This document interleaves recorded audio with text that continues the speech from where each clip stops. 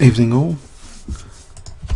I'm interested this evening in doing an Evolution of Style series video, and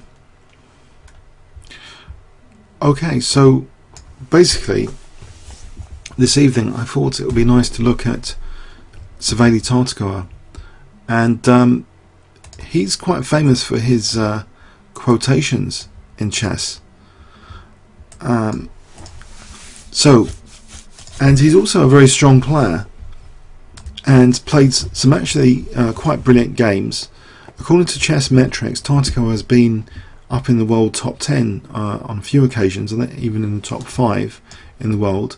He's represented his Polish team at Olympiads very successfully.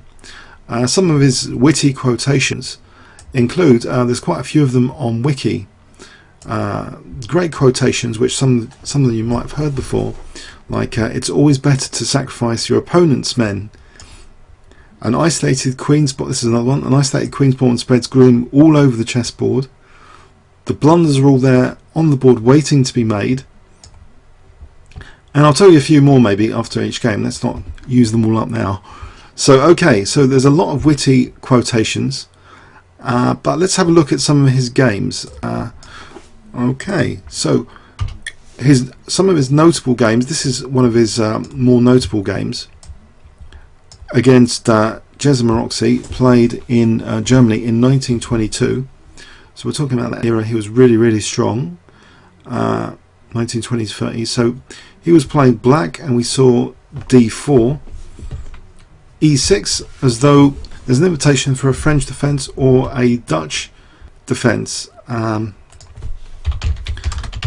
Just check if the board's okay for everyone. So will it be a Dutch defense or a French defense? White's next move, c4. It's going to be more likely, well, it could with this move order, black can also just play knight f6, but he can't use the fact that the knight hasn't moved to f6 and move the f pawn here. So Dutch defense. And after knight c3, knight f6, white wants to avoid the pin, so he plays a3. Okay, bishop e7. Then the quiet move e3 from white. Black castles. Bishop d3. And then we see the move d5. And it's interesting that this strategy of getting a big knight on e4, that was actually one of his quotations at some point, that if you get a knight on e4, the attack sometimes plays itself. And later, when the world of chess was visited by Sultan Khan, he often won games with these aggressive knights. This was a kind of stylistic tendency of attacks in those days, more closed positions and more focus on still the focus on counterplay removal. But it's interesting how such attacks were reinforced positionally with an aggressive knight, for example. And in this game we see, okay, weakened dark squares. That in modern times there are routines for exploiting black's weakened dark squares, but in this position, for example, one such routine would have ordinarily, with this bishop coming to a3 later, with the knight on b1, that's one routine which is totally out of the question here. White is not in a position to try and swap off dark square bishops and tap into black's dark square weaknesses. So we've got a kind of favourable Dutch stone wall here, with potentially a knight spearheading the attack, or at least opening up the f-file. And if that f-file opens up, we've got a soft spot vulnerability, at least on f2, and probably on h2, just lurking around the corner shortly after that.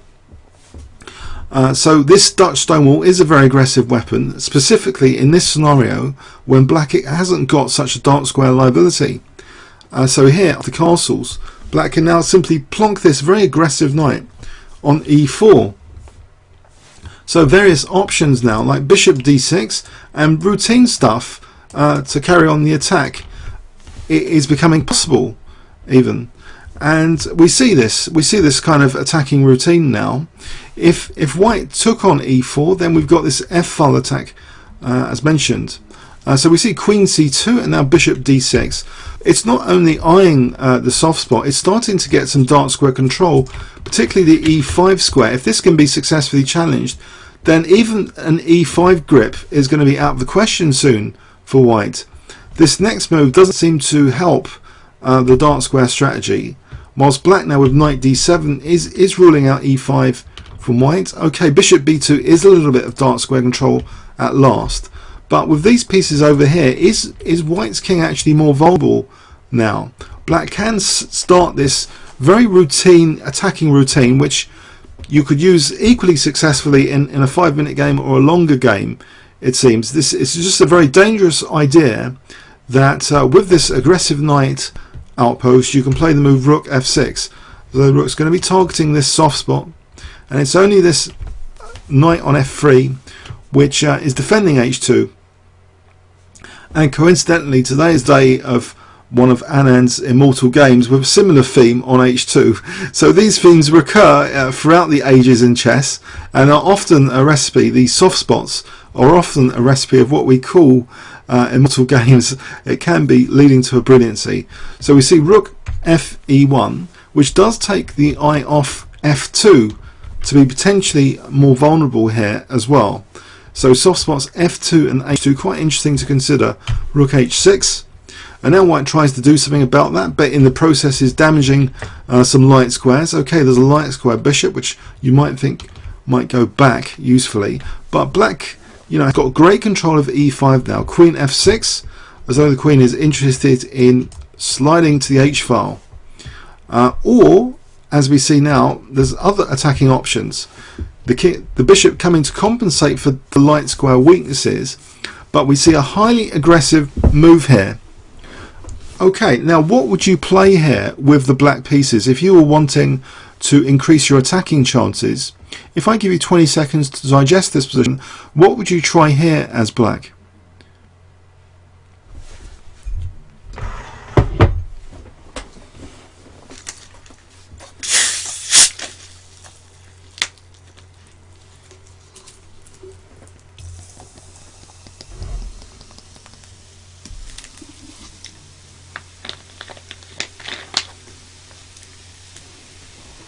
Okay, any ideas? Not f4, that's a clue. So it's not f4. Anyone else on stream or play chess? Anyone else? Come on, any attacking suggestions here? How would you proceed the attack? As an attacker, you sometimes want to open up lines. How would you try and open up lines here?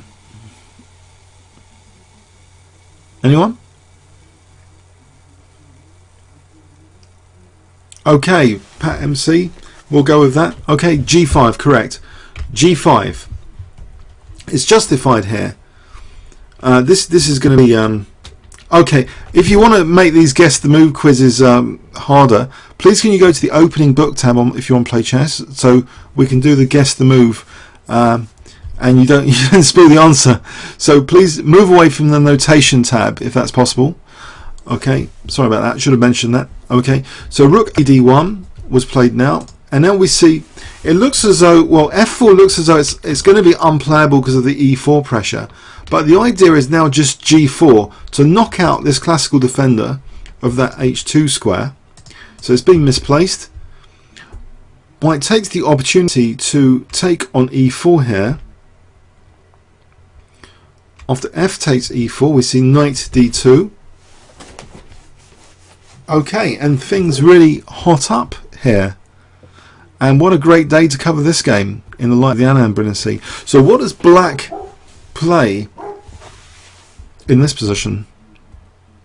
If I give you 20 seconds starting from now.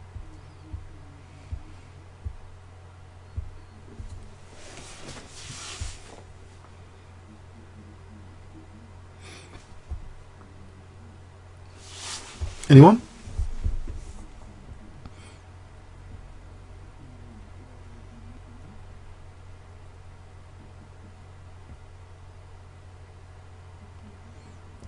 Okay, I'm going to show you. Black in this position plays rook takes h2.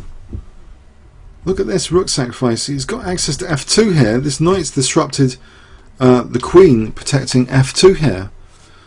Okay, so we see king takes h2, queen takes f2 check. and it's a little bit dangerous for g3 now. The whole structure's been undermined. King h1,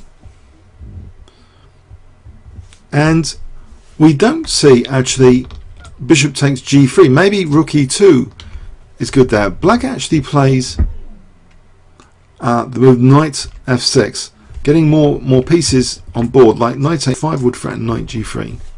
The queen is asked to move. It takes on g3. Knight b1. White is struggling to organise a defence here, and then we see knight h5, looking very dangerous indeed. Queen d2, and now getting more reserves just in case. Bishop d7. This rook can now come in on that f file potentially. Rook f2. The attack really is quite easy to play. If you look at White's defensive resources, they're all just on the queen side. Okay, so this is getting tricky. Queen h4 check, king g1, and now we see bishop g3. Okay, the rook isn't going to have to move. White tries to give up material to try and stop the attack a little bit. Bishop c3. Bishop takes f2. Queen takes f2. And now g3. The attack's really flowing here. Queen g2. Rook f8. Threatening now. Rook f2. That pawn is also like an attacking piece. So at the moment this looks like quite a delightful Dutch stonewall attack. Bishop e1. How can the attack proceed even more now? Well, actually here Tartakower really tries to get rid of some of the defending pieces. So what does he play in this position, which would be good, you think, to carry on the attack? If I give you 20 seconds starting from now.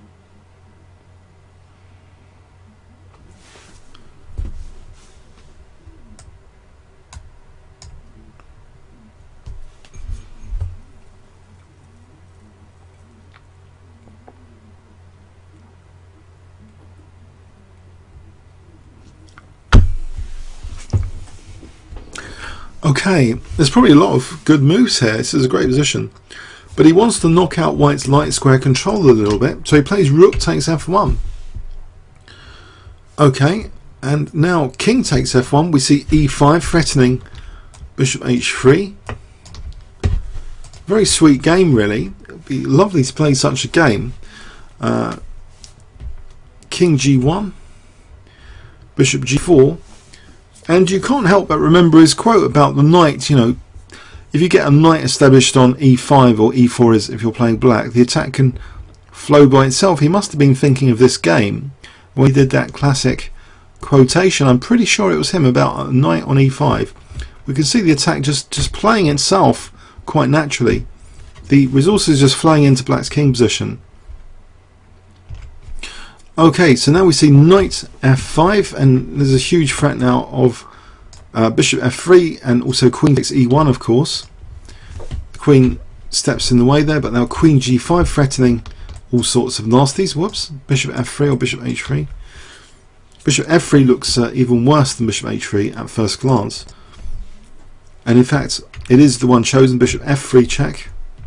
And after king f1, we see knight g3 check. And White resigned here. A crushing game, and one of Tartakower's more notable games.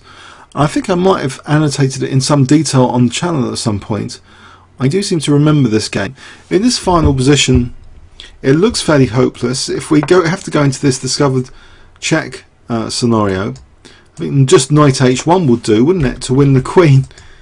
Look at that, we can just play knight h1 check to win the queen. We don't have to even mate the king. We're going to be mating shortly, but that would seem to do the trick. Okay, so let's have a quick review. Can we actually imitate this in the Dutch stone wall? Well, it's difficult nowadays because there's such well-defined systems to try and expose the Achilles heel of this. That with a3, you know, it's got a logical idea behind it, but it's not helping the dark square strategy. If we look, maybe White's already gone maybe a little bit wrong allowing black this setup. because it seems to be with an accelerated f5, which sometimes you want to play in an Nimzo-Indian. So a3 does seem to have some logic behind it, but black had such a comfortable position after the opening for the attack to really play itself. White wasn't really dominating the dark squares and preventing this really aggressive knight outpost. Has been used in so many games around this era to win games, really, putting an aggressive knight in the centre as a prelude to attacks playing themselves. And I think the beautiful thing about this kind of attacking approach is it's scalable. You know, I think the longer the time control, it wouldn't really help White. White was so devoid of resources that and counterplay that I think even if White had more time to find resources, it just starts to be a very, very tricky position here. Indeed. So it's not just the Queen G6 to H5. It's this idea which is demonstrated of playing for G5 G4, which at first you might think, why would you really want to do this? Okay, but then it all kind of justified getting this pressure on f2 here. It's probably worth noting on knight h4. Of course, we're gonna sack the exchange, aren't we? We're gonna have so much compensation here after sacking the exchange. What is White going to do? Try and defend with f3? It looks pretty hopeless. So this knight d2, just one more move, bishop g2, and White would feel a little bit safer perhaps, or maybe not. It is still pretty dangerous, but rook h2 really just tears apart White's king safety. So 2 pawns already for the rook, but these resources are all just flowing in actually after bishop d7. This f-file, natural base for the attack. So queen g3, and the attack just flows in really. Check. It's just very natural to look at this game and think there's actually an aesthetic impression from the attack, and White's resources just astray on here, just not doing anything really to help king safety. But this final culmination, knocking out even more defensive resources which are lurking around here. You know, it's just lovely to play through this again. You know, it's like watching this film again. It's just a demolition job, really. Actually, so one of you on 8arms, sorry, you play the Dutch. Do you like this game then? This shows how Dutch defense Stonewall used to be so effective. So okay, so e5, and the attack's just playing itself, and quite a crunch in the end for, well, here White resigns. So let's go on to another game. So we get this nice aesthetic impression, even if we don't have too many variations to look at there. And now this game, I've got some notes by Emanuel Lasker. It was on the Chess Game site, and I believe that they're out of date for any copyright, these notes. So I'll try and mention these notes by Lasker, who was a great world champion, one of the longest world champions. He was great in his great old age as well. So Tartakower was playing White, and against Kohlschletter in 1909. Okay, so going back even further in history, and we saw in the Romantic era the King's Gambit and an early bishop c5, knight f3, and black replied d6. And actually, this is good revision for me, because I sometimes get these in Chess Cube War Zones, these positions, and I wonder what to do with them, or in 5-minute games, because this bishop is annoyingly stopping one castling on the king side. So is one tempted for some sort of gambit to try and create a centre quickly, or to try and get this knight to attack the bishop? Isn't it just going to be tucked up over there on a7?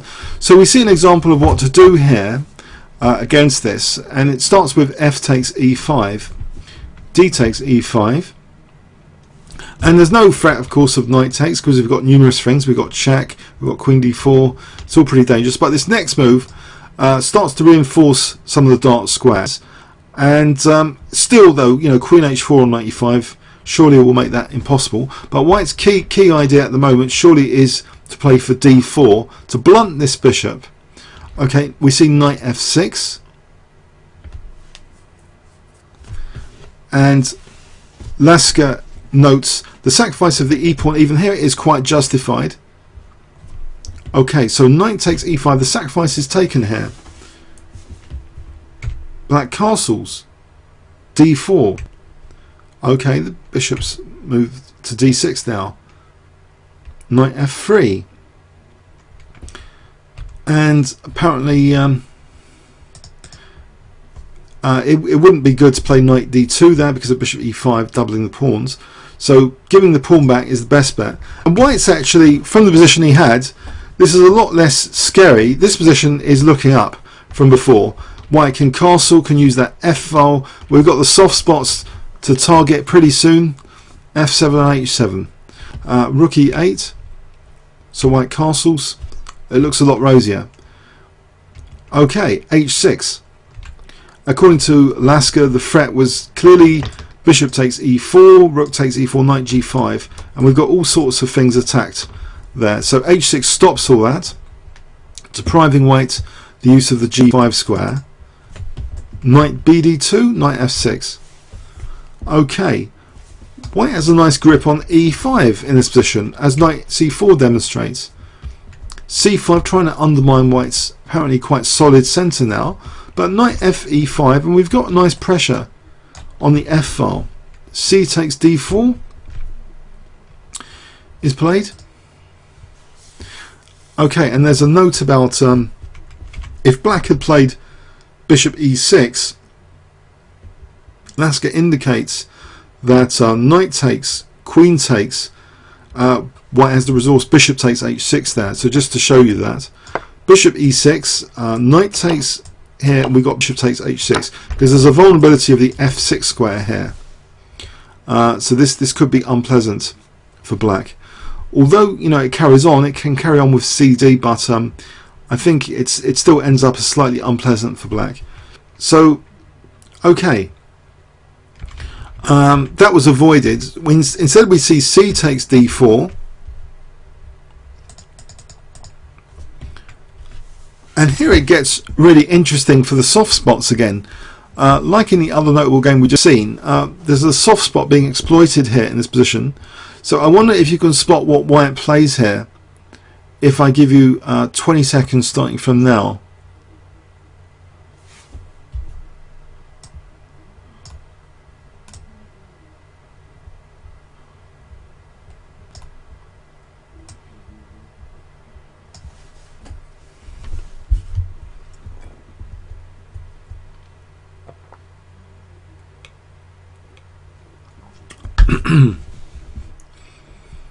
Okay, yeah, White wants to play knight takes f7. Well done to those that mentioned that. So that soft spot is being exploited. King takes f7, and now we can play queen h5 check using that nice pin on the knight.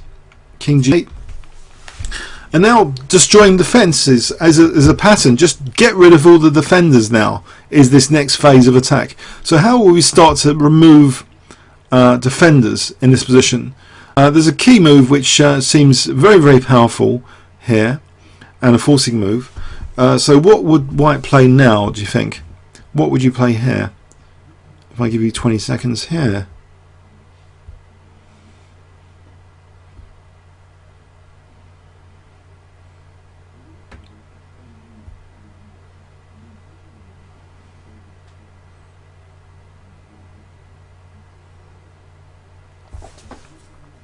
Okay, yes, some of you got it. Rook takes f6, because if queen takes, then we've got queen takes e8. Whoops. Okay, and this doesn't look too good either. G takes, because we've got queen g6, and this doesn't look at all healthy, this position. Say, okay, let's say king h8, then queen h7's mate. If king f8, that can't be much better, surely, because we've got things like bishop h6 and rook e1. It's a nightmare. So for example, I think we've got bishop f5, and then we can just take here, etc. for example. So it's no good to take that. So Black is a bit in the spot of bother here. He plays rook e1 check, and the rook just drops back, so he's material up now. Okay, rook takes, bishop takes, or is he material up? He did sacrifice a knight originally, so what is the material situation? White has 5 pawns, black has 5 pawns. So in fact, white is not material up, pardon me. What white does have is a huge threat now of queen d5 check to win this bishop. And there's a potential threat of bishop h6 and a potential idea of moving this knight to use this diagonal as well. We see black play bishop f8 here. Okay, so white's not material up, black's sort of counter-sacked in effect. How does white proceed from this position now? If I give you 20 seconds here.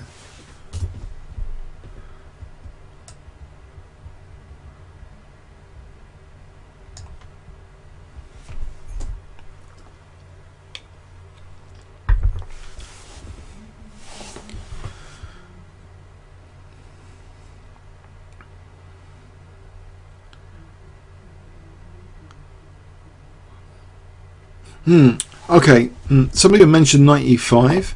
I think knight e5 is interesting, but maybe bishop e6 and black survives a little bit. It's defending f7, defends against bishop c4.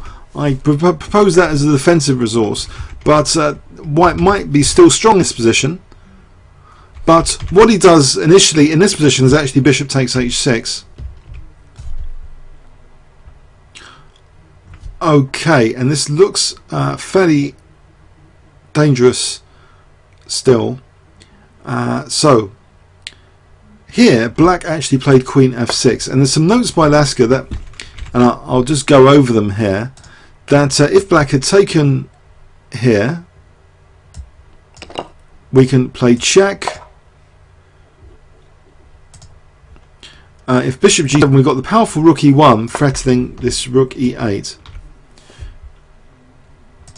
And if bishop d7, now we'd have knight d6 threatening all sorts of things.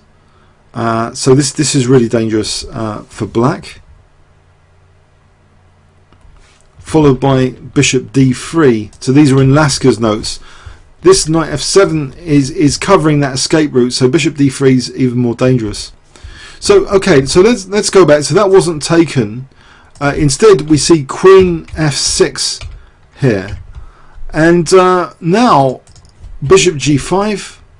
Okay, queen f5, and this gives the opportunity for that knight to guard that f7 square. But is it going to be taken here? Hold on a sec, because it's also vacated this diagonal. That's the other point. It's a double attack on the queen. Also going to be bishop c4. Whoops, this is really dangerous now. It is taken. We see check, bishop e6. And now we see the attack carrying on with rook f1. And there's no easy way, it seems. What can actually black do in this position? For example, if queen e4, I think a good move would be check and just taking here, and this leaves black in a really problematic situation. Bishop j is threatening, if nothing else, to win the queen. This knight's pinned. This looks like a disaster, this position. So here actually black decided to sacrifice the queen with queen takes f1. I'm not really sure it's enough. Bishop takes f1, knight d7, because the bishop can now return to coordinate with the queen on h7. Knight f8, and now we see c takes d4. Bishop f7, queen f3, knight e6. The bishop just drops back, and now to top things off, white starts flinging the pawns now with g4. So these pawns, there's an extra pawn here, can be used to try and get some more attacking force if needed. g5, we see queen f6. There's a threat, for example, of bishop h7 here if needed. That looks quite dangerous. In fact, after bishop f8, it's used here, bishop h7, to take that off. And now after bishop takes g5, black resigned. He's had enough. He can't really coordinate against the queen here. His material down. So that was against Carl Schletter in 1909. So let's have a look at that opening again. So the king came up with bishop c5. So really, what did white do? White really just targeted the e5 and d4 squares with his initial moves. So he's playing for a quick d4. Black, by playing knight f6, well, maybe, just maybe, knight c6, bishop b5 could be good here. So knight f6, but it's probably, it needs to be looked at if you're going to play this seriously. So knight takes e5, but white did seem to get a very comfortable position here using that f file, and the f7 sacrifice seemed very good with this check, and this rook takes f6. White was getting back some of the material. Well, black was getting back some material, but still left with some king safety issues, which we see now demonstrated with bishop takes h6. Okay, so that wasn't taken because there will be some severe problems if that was. So, but the attack is very strong now after knight d6, knight sack, because of this check and this rook f1, and it wasn't tested to play, for example, queen e4. There aren't too many other things black can do here. On queen g4, that can just be taken. This bishop's pinned to the king, so there aren't too many things black can do here apart from what he played, I suspect. So he took on f1, but it's still too much. The attack is too much here with the queen. Okay, so that was another interesting game. So let's have a look at another one. But before going on to the third one, there's some other Tartakower quotes which may be interesting to mention. This is one of them. The winner of the game is the player who makes the next to last mistake. Don't we all know that? Yes, from blunders in club chess, whatever. So the winner of the last game, it's not the most amazing player that wins the game. The one which made, the second from last mistake, the next to last mistake. Here's another one. It is not enough to be a good player. You must also play well, and we definitely know that. Even champions like Tal, whatever. Sometimes tiredness, drunkenness, kind for drunkenness, or health can obscure a player's true ability. They've got to play well. His quotations have a lot of seeds of truth in them. So let's go into the third game, into another game. So against Loki, against in 1937, he was playing black. So in 1937, what happened? E4, E5. This was in Poland. This game, Jurata tournament. And frowned possibly. Okay, so D6. So it looks like a very uninspired opening from Tartakower here to play this move D6 here. So what's this called again? I don't use it myself. It's called something which it slips my mind. What's this called? Someone shout out the name. Philidor. Thank you, Philidor. Bishop c4. So after the French player Philidor, who coined the expression the pawns are the soul of chess, which was supposedly misquoted because it was supposed to be the very life and soul of the game, or are the very life and soul of the game. So Philidor, his legacy is like this very passive opening. So bishop, one of his legacies, but the most important one was about the pawns of the soul of chess. I think that is a very important quotation. Bishop e6 was played by Saveli, and this was taken.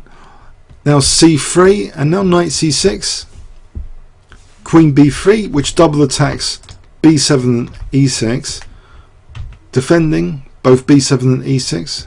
Knight g5, having to go back to defend e6. If black can survive these initial forcing move threats, potentially he can look forward to this f file.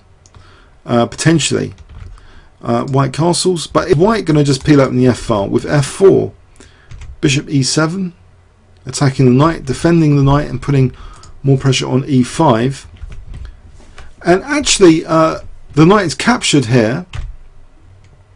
You're now gaining a tempo with knight f7 to hit the bishop. Okay, and now we see the move c6. It doesn't look amazingly inspiring, this opening choice, I suppose. So what is interesting about this game? You'll have to wait and see for a moment. Queen d7, rook a d1. He takes on d4 and plays knight e7. White plays f4. Black now castles.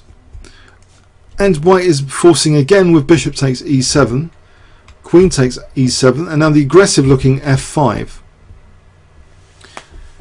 Doesn't look inspiring still. Of course, he hasn't got an attacking position like the other games we've just seen. So what brilliance can occur from this position? Is it going to be based along kind of Petrosian logic that white has created, with all these pawn moves, white's created some vacuum potentially? Are we going to see an exploitation of weaknesses from this apparently passive position? So let's see, knight d8, rook d e1. King gets out of the way on that diagonal, and white plays now d5. Okay, and white really doesn't get that much concrete to attack after c takes e5. White does get a pretty knight on e4, and it looks as though white should be better with that knight on e4. I think we might all agree that white's better, or would some disagree here? If I actually asked you to evaluate this position, do you think white's clearly better, a little bit better, about equal, or do you think black's better? Please can you tell me what you think if I give you 20 seconds here, starting from now? The evaluation of the position.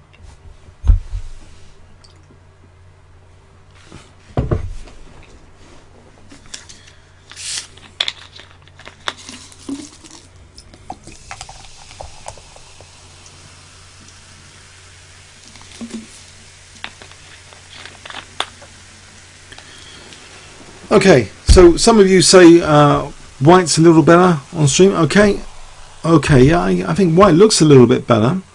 Okay, so what can go wrong? Queen e3. We see queen h4 here now. And is that queen just evictable with rook f3? Surely the queen could be kicked out here. Maybe with this next. Rook ac8. We see rook h3, the queen kicked out. Wants to get an exchange to try and get this e5 square for the knight, but isn't he dropping the a7 pawn? A critical moment for white. Should he be going for this a7 pawn, or is this too dangerous? You might have had some optimism when, especially if you said white was better earlier, you might think A implies B, that a better position justifies now winning a little bit of material. That might be a very convincing bit of logic that you were better and now you can justifiably win material. So would you say that's the case here, that you can just win the a7 pawn? If I gave you 20 seconds to think about that one, would you try and win a7 in this position or not? It's just there tempting you on the side there. You know you want to take it, don't you?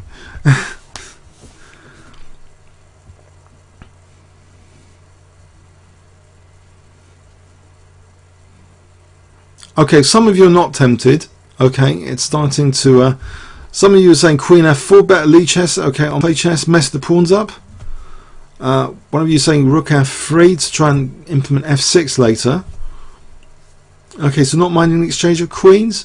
Okay, well, Loki was a bit materialistic here. He did take on a7.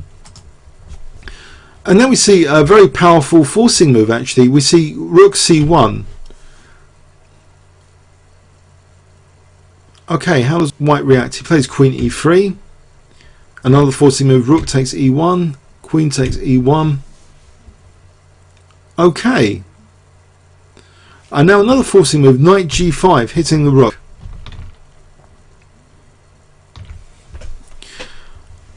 And the knight.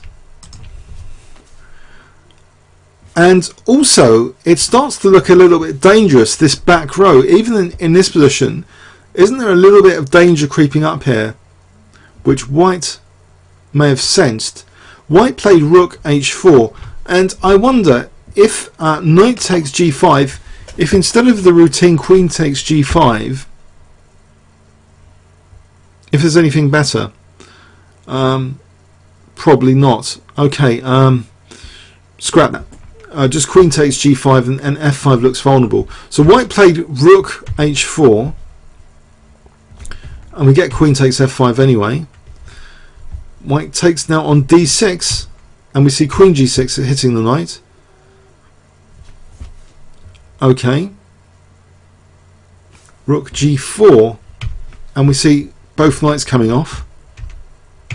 But here is the interesting position, that black can start exploiting the weaknesses of white's position now. So he has kind of done a Petrosian.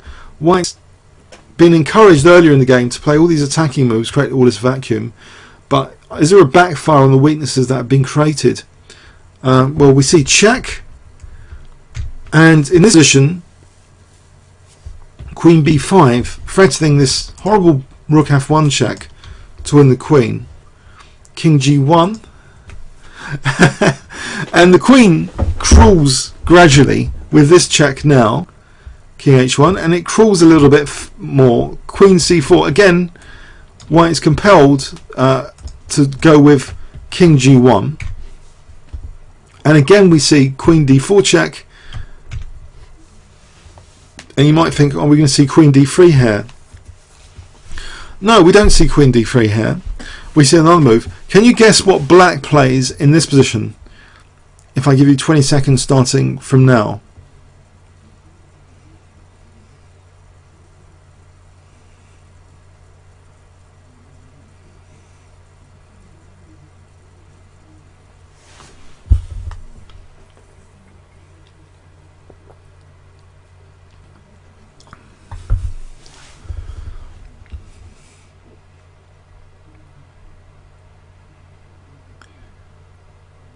Okay, I'll show you. Queen. I'm about to show you. I just want to say, okay. Queen e4. So there's a back row issue here, trying to deflect the queen away from defending. f1. Queen c1. And now we see queen d3 threatening rook f1 again. So is white forced to play king g1? Yes. And now we see check. King h1. And now it looks as though what has really occurred, has anything of great significance occurred with all these checks? Well, the next move is a killer move, really. Actually, it's a really crushing move which ends the game. So can you guess it if I give you 20 seconds here?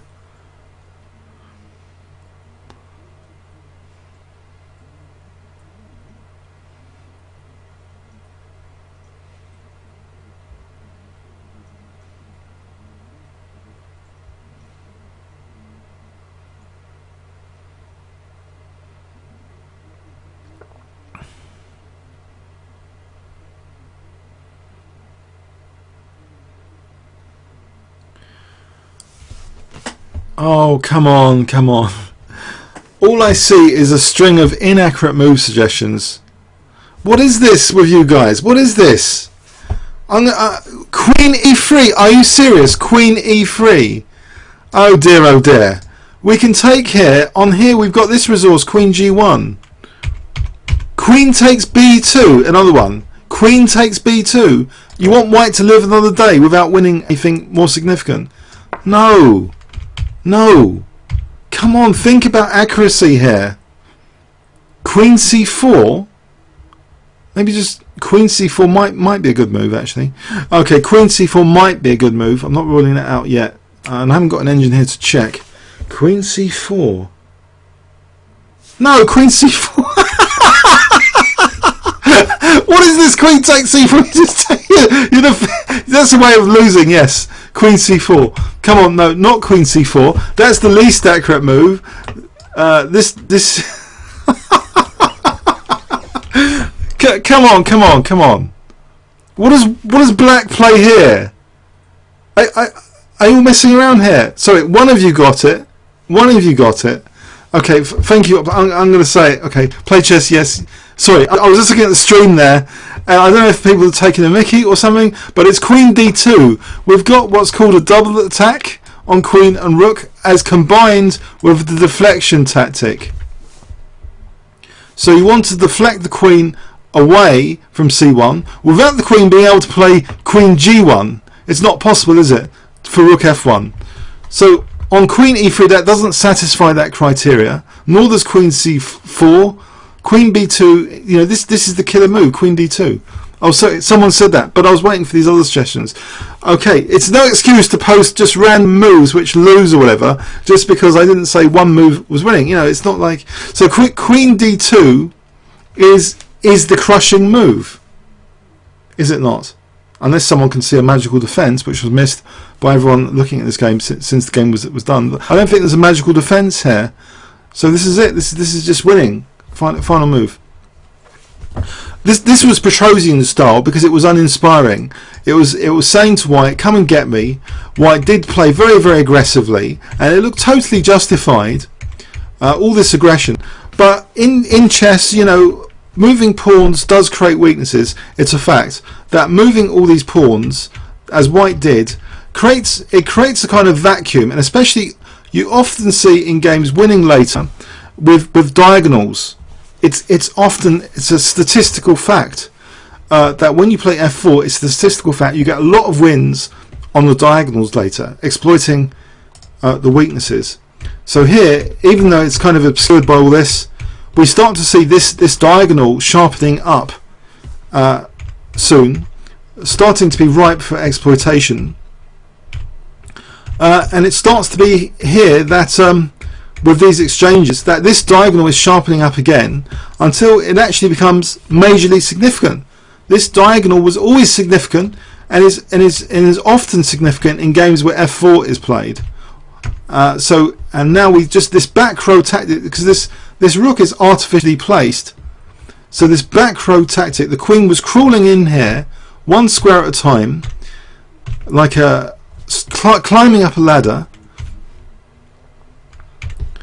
Okay, and queen e4, okay, and then we see queen d3 again, queen d4 check. See, the damage has been done with these guys able to be double attacked. The damage has been done for the final move, queen d2. So that's an interesting, is it a ladder tactic, when you sort of climb a ladder or something? But he got into that brink. But this diagonal was always weak in this game. As soon as White plays f4, but was there a reason not to play 37 queen f4? Okay, that's the question. 37 queen f4. Well, black. Well, we just take this. Why can't you just take? That's harmless, isn't it? Okay, so let's I don't know, should we go on to another game or should we just leave them for next week? Because does anyone want one more game? Should we just go for one more game? Because it's been about an hour. Do you want one more? These are Tartakower notable games. I don't really I want to do a little bit of justice to them.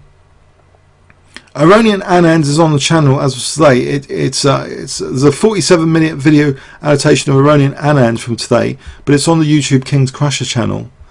That's not to be looked at here, but we could try one of these games, one more if you really want. No, we've had enough. Okay, we could wait till next week. Okay, yeah. Let's wait till next week. So thanks for coming. Just before, there's some other Tartakower quotations. So like, I never defeated a healthy opponent.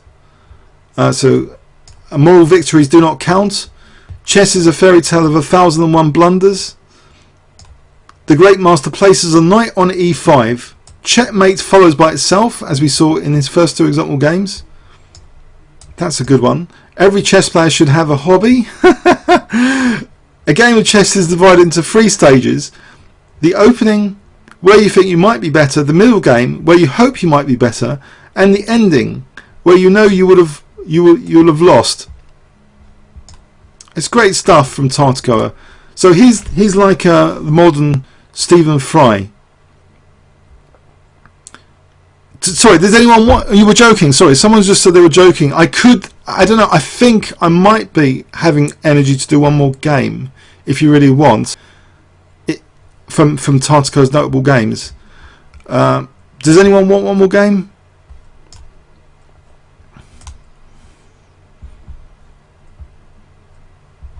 Okay. I did have. There is another game in reserve or two. Interesting. That Loki game is quite interesting. I think they're all quite interesting. So in some of his wins, he obviously creates quotations, sometimes around his own experiences. Obviously, maybe they're all around his own experiences, his quotations. Just one more game. Then 1923, he was playing Rudolf Spielmann, who I think someone mentioned has got a great style on the channel today. And Rudolf Spielmann, this is in the Copenhagen tournament, 1923, Denmark. So e4, and we saw Savali Tartakower playing the Kara Khan, d4, d5, and we see the exchange, c3, knight c6, bishop f4. So very solid. Knight f6, knight d2. Black plays g6 and fianchettos. Now an early knight e4 here. Okay, white took on e4, d takes, knight d2. So black seems to have a weakness on this diagonal. He hasn't castled yet, and he's allowing white to seemingly play a really dangerous bishop c4. How can black possibly castle now? Is he not bothered about that? Is he not bothered about queen b3? Is this not dangerous? Well, the thing is, black does have the powerful central thrust e5, which he uses. So d takes e, knight takes e5. He's dissolved his double pawns, and he's threatening to win that light square bishop. So maybe this play looks somewhat justified here. White decides to give up the dark square bishop and play queen b3, just trying to exploit this diagonal. But now we see queen b6, inviting either bishop b5 or bishop f7. Bishop b5 is chosen, and we see king e7. Now knight c4, attacking queen and bishop. The queen goes to c5. White takes on e5. Queen takes e5. So who's better out of the opening here? White castles queenside. Would you say that black's king is unsafe in this game? Would you prefer white in this position? If I give you 20 seconds to evaluate this.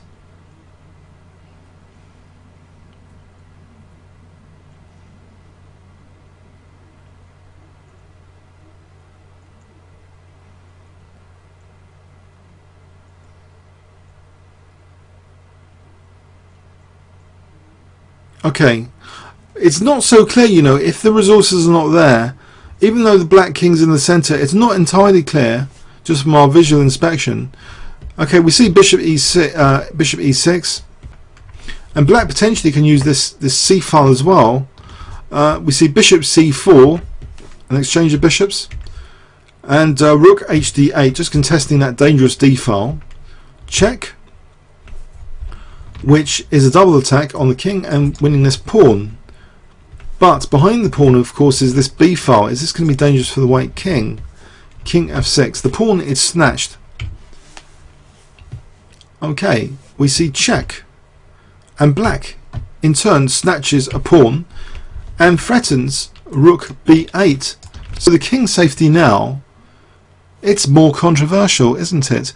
Should white have just castled kingside? Doesn't it look a little bit more controversial now? Interesting. White plays check, king g5, and amusingly, each of these games, by the way, are amusing in their own right. It's no accident. I didn't go through millions of Tartakower games to find the most entertaining. I just looked at notable games that people have noted from his career. Now we are looking at a notable game here. There is something quite amusing about to happen. We see check, king g4, and it's actually getting to be quite difficult to exploit black's king location here. How on earth can you exploit this location on g4? White tries rook df1, which seems logical enough. Queen b6, hitting the queen. The queen wants to help to try and mate the black king, so goes to c4. So for queen e2 check looks pretty dangerous indeed. Queen e2 check looks very, very dangerous, doesn't it? But that's extinguished, and not only defending against e2 but now threatening mate. Whoops, this is starting to be dangerous again for the white king all of a sudden. So white tries, he has to take time to defend his king here, and decides in this position to play, well, the threat is now to mate white with queen b2. He plays b4, and now we see the move queen e3, which threatens to get rid of the queens with queen d3 check. So white stops that with rook h3, stopping queen d3. The queen goes back to b6, giving white a free move. Okay, and white uses this free move to try and play something really, really clever here. It seems to be really clever to play the move rook hf3. So surely this will be the justified punishment. Well, this pawn's pinned anyway, it can't take, so white's threatening rook f4, for example. So it gets a little bit more amazing looking, because black just decides to take g2 here. It should be noted, for those interested in king safety, that the attacking queen is actually on a light square, and if you're trying to defend with your king, sometimes it's good to be on the other road, to be on the dark squares if the opponent's queen is on the light squares, as a gross generalization. So here the king comes to sit on g3, which is a dark square, and thankfully this pawn is stopping queen d3 check.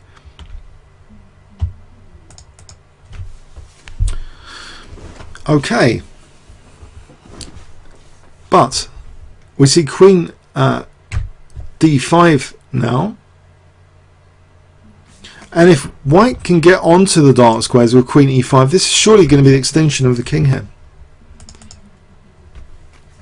So e5 needs to be covered, I think you'll agree. It's covered with rook e8, and now we see queen d7, seemingly, okay, it's attacking the rook, but not on a dark square. Dark square, light square. Does black have to move the rook? What does black play here? If I give you 20 seconds starting from now.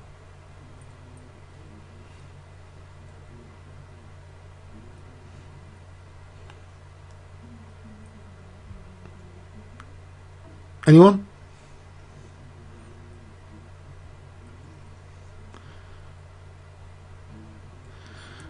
That's funny, you say rook moves. Many of you say rook moves. So if I give you a clue that it's the final move of the game, which forces a resignation, what would you suggest black play if you knew that context?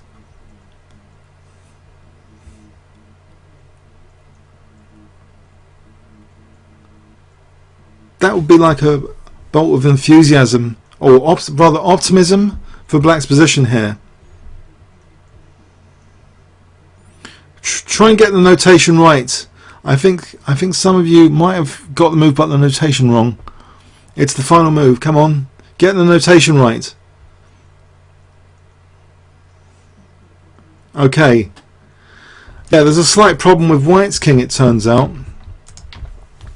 Queen a6 just leaves the rook. It's going to be mating over here. Or what about you might think a4 to try and defend. Hold on a sec. A4. What can black play here? F1's defended by the rook here, but in this position, what could we play in this position? White actually resigned after queen a6, so we're just following through. I think we have queen e2 actually, and now if now I think it's very good for black. If white tries to give up a rook, I think at minimum this endgame's winning. I think we're just going to win this ending. These pawns are just formidable. So okay, white created some weaknesses and let black have this winning shot. Okay, but I think what was delightful about it was the king's audacity to go up the board there. So, and the audacity right from the opening, actually, the kind of tone was set for black being kind of audacious in the opening, you know, not kind of bothered about this diagonal.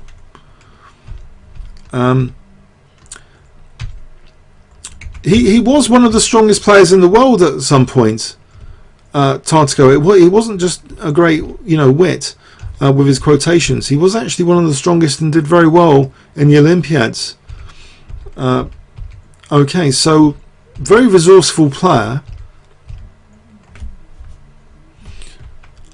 Okay, so here it's just showing that the black king wasn't so easy to. It was always seemed to be balanced by the white king safety, and this b4 is really creating a chronic long-term issue on this a2 pawn, which is tapped into later in this position. Finally, queen a6. Okay, so I hope you enjoyed this week. Yeah, we could have a look at a few more of Tartakower next week maybe. I think they were quite entertaining. And did I read all his quotes? I think I might have used up all of them now. Moral victories do not count. Okay, maybe that's another one. No game was ever won by resigning. Oh dear. Okay, thanks very much. See you next week.